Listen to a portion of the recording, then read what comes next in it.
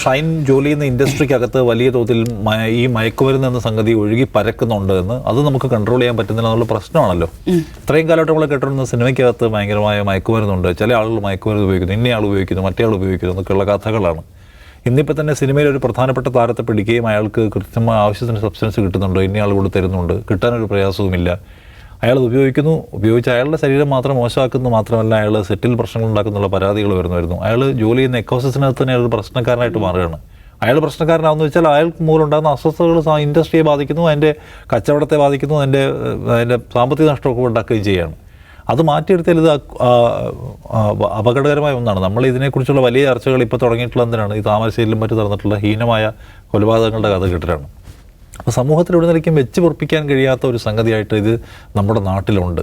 അത് ഏതോ ചില കേന്ദ്രങ്ങളിൽ വളരെ കൃത്യമായി തന്നെ പ്രചരിപ്പിക്കുന്നുണ്ട്, ആളുകളിലേക്ക് എത്തിക്കുന്നുണ്ട്, സ്കൂളുകൾ കേന്ദ്രീകരിച്ചുകൊണ്ട് വിതരണം ചെയ്യുന്നുണ്ട്, കുട്ടികളെ അഡിക്റ്റ് ആക്കുന്നുണ്ട്. ആദ്യം സൗജന്യമായി കൊടുത്തും പിന്നീട് പണത്തിന് കൊടുത്തും പിന്നീട് ആ പണം സമാഹരിക്കാൻ വേണ്ടി ഏത് കുറ്റകൃത്യവും ചെയ്യാൻ കഴിയുമ്പോഴുള്ള തലമുറയാക്കി മാറ്റുന്നുണ്ട്. അപ്പോൾ ഒരു വലിയ മാഫിയ അതിൻ്റെ പിന്നിൽ പ്രവർത്തിക്കുന്നു. ആ മാഫിയ സിനിമാ സെറ്റിലും സ്കൂളിലും കോളേജിലും എല്ലാ കേന്ദ്രങ്ങളിലും മയക്കുമരുന്ന് എത്തിക്കുകയാണ്. അതിൻ്റെ അവസാനത്തെ ഒരു ഉദാഹരണം മാത്രമാണ് ഷൈൻ ടോം ജേക്കബ്. വ്യക്തിയുടെ പേരിലേക്ക് പോകുന്നതിൽ കഥയില്ല. അയാളൊരു പക്ഷേ എൻ്റെ വിക്ടിമായിരിക്കാം, അയാൾ അതിൽ നിന്ന് പുറത്തു വരാനുള്ള ശ്രമം നടത്തി വിജയിച്ചിട്ടില്ല. അയാളെ ഇനിയും വേണമെങ്കിൽ നമുക്ക് ഡി അഡിക്ഷൻ സെന്ററിൽ കൊണ്ടുപോയോ രക്ഷപ്പെടുത്തുകയൊക്കെ ചെയ്യാം.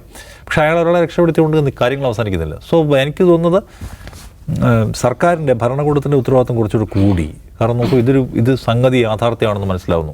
ഷൈൻ തന്നെ കുറ്റം സമ്മതിക്കുന്നു, എനിക്കിത് കിട്ടാനുണ്ട്.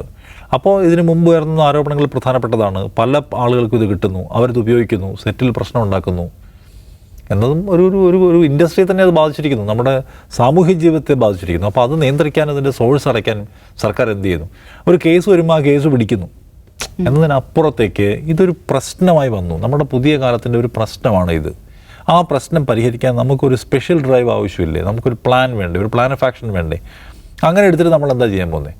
ഇതിൻ്റെ വഴി അടയ്ക്കാൻ നമ്മൾ ഇത്ര തരത്തിലുള്ള പുതിയ പദ്ധതി ആവിഷ്കരിക്കുന്നു, പുതിയൊരു ഡിപ്പാർട്ട്മെൻറ്റ് ഉണ്ടാക്കുന്നു, പുതിയൊരു ഗ്രൂപ്പ് ഉണ്ടാക്കുന്നു, അതിന് ഇന്ന സംവിധാനങ്ങൾ കൊടുക്കുന്നു, ശാസ്ത്രീയമായിട്ടുള്ള ആധുനികവുമായിട്ടുള്ള മെത്തഡോളജി അതിനുവേണ്ടി നമ്മൾ അവലംബിക്കുന്നു. ഇതിലേക്ക് കടക്കേണ്ട സമയമായി കഴിഞ്ഞിട്ടുണ്ട്. അല്ലാതെ കുറേ കേസുകൾ വരുന്നു, 2 ഗ്രാം പിടിച്ചു, 3 ഗ്രാം കഞ്ചാവ് പിടിച്ചു, അത് സ്വാഭാവികമായിട്ടും വന്നാൽ പിടിക്കണം. അതിനപ്പുറത്തേക്ക് ഇതൊരു സാമൂഹിക വിപത്തായി മാറിയിട്ടുണ്ട്. എല്ലാ ജീവിത മേഖലകളെയും അത് ബാധിച്ചു തുടങ്ങിയിരിക്കുന്നു.